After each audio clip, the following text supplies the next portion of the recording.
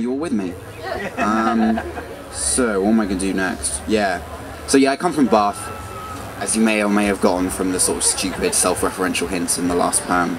I'm studying in Bath at the moment, and in my first year I lived in this gigantic high-rise megaplex built by the evil Unite Corporation, which, yeah, it has this sort of panopticon element to it, where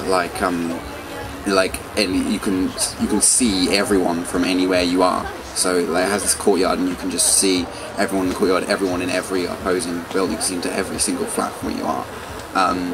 Which, as the poem before kind of indicates, if you're not a particularly social type, it affords lots of people watching opportunities. So this is kind of based on that. A mixture of that mixed in with some Mos Def lyrics. I don't know how many Mos Def fans there are out there, perhaps not a sea of them, but yeah, it refers to one of his songs, and yeah, it's just some of my observations from that. So this one's called Climb.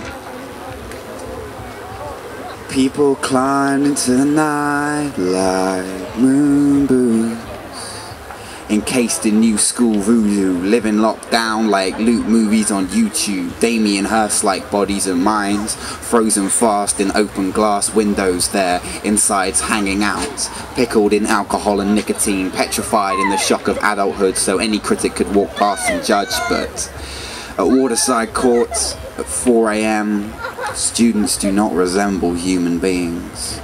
We are more like cyborgs or time lords with swollen eyeballs, with dreams that might forge a wireless connection through these dry walls and climb forth, or might fall, divided to the ground as nightfall. And that's not what I write for. This ain't no paltry Roger Daltrey talking about my generation. Children of the world come together and buy my album bullshit. I just want you to know that I have been there, bruv. I too have plotted world domination, then find myself wrapped in dirty sheets with the curtains bleakly drawn, wanking myself into a cocoon of shame.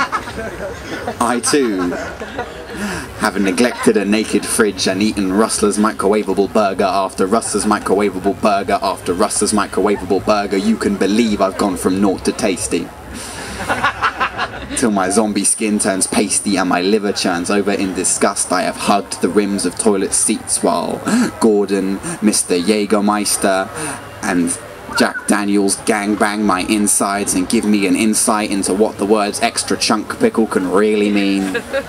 And that's one way to live. But nowadays I just watch people climb into the night like bright kites, every square of white light a snapshot, A101. 3 girls collapse on bed and floor, still fizzy and giggling from nights out, B202.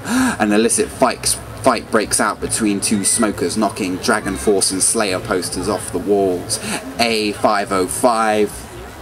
Bath's hairiest and nakedest man. Like an alternative Christmas treetop angel, fights back sleep and keeps vigil over us all. The sound of a solo trumpet practice of early Coltrane mingles over the courtyard with the sounds of the Junglist Massive, and they all seem so much at home. But I just feel frail and epic fail, so I plotted my own escape trail, shimmying up drain pipes, Spider-Man backflipping off bricks and mortar till I climb up over the roof of the world where Jesus, Buddha, Muhammad, Vishnu, Haile Selassie and Heath Ledger play snooker with the stars, potting each one in a safe place before the miserly sun comes up to send them off to work. If it all goes tits up tomorrow, don't make me change or fix anything. Just wait till it gets dark again and let me climb. Let me climb. Thank you.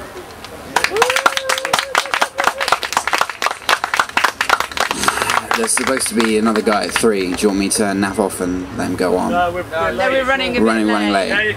Because I genuinely don't mind cutting it short to get you guys back on schedule. Alright, we'll do a couple more then. Yeah, right. More, yeah.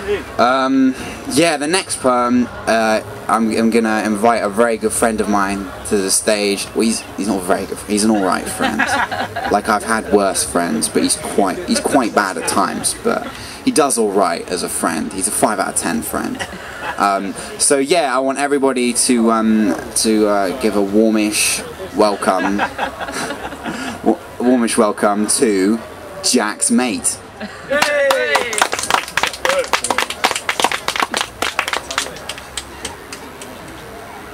Hi, I'm Jack's mate. Yeah, I'll just do one poem. This poem's about a very annoying thing that happened. My friend had the doorbell, you know, stolen from the front of his house. Really pointless, annoying thing to steal. I don't know why you'd even bother. And yeah, I thought I'd complain about it in like rhyming words. So it goes something like this. Why would you nick a doorbell? It's just a quiet button. For you may well enjoy the knell of silence, but it's not on. And you may think it's very funny to leave my chum without his chime and laugh your arse off while you run. Now that's the perfect crime. You bloody nuisance! Think of me arriving at my good friend's door. When I approach, what do I see? A patch of pale, unweathered wall. That's where the doorbell was a day before. I'm locked out of my friend's abode. How can he know I'm here at all? I'll have to sit out in the cold, upon the damp, a leaf-strewn floor where, imagining the criminal who did this crime, I start to shiver, shake and stutter, because he could be back at any time and he must be one bad gangster brother. So there's children here. Right now he could be talking on his phone, which he probably stole from a defenceless old lady, and telling all his mates about the doorbell he now owns until one interrupts him and says, mate, you're about as clever as a baby. Why not steal something valuable, you know, something useful, something tangible, like a garden gnome or a traffic cone?